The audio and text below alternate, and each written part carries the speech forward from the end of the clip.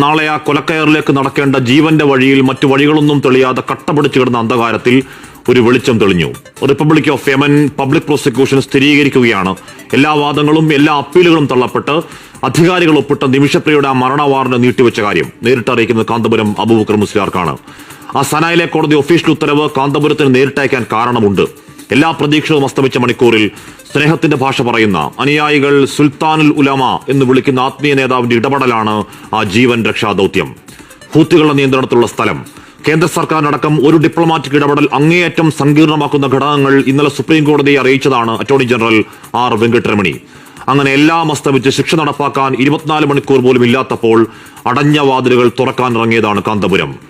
ആ രാജ്യത്തെ സൗഹൃദങ്ങൾ, സ്വാധീനങ്ങൾ, യമന്റെ ഗ്ലോബൽ മുഖം ഷെയ്ഖ് ഹബീബ് ഉമറുമായി പതിറ്റാണ്ടുകളുടെ വ്യക്തിബന്ധം ഒക്കെയൊക്കെ കാന്തപുരത്തിന്റെ കരുത്തായി.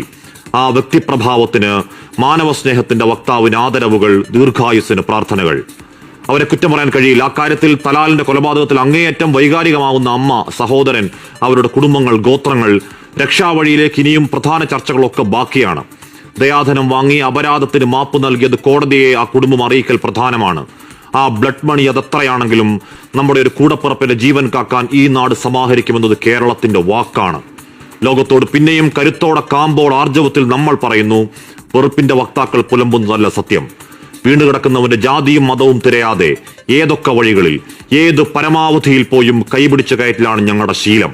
ഇതാണ് Kerala story, the real Kerala story.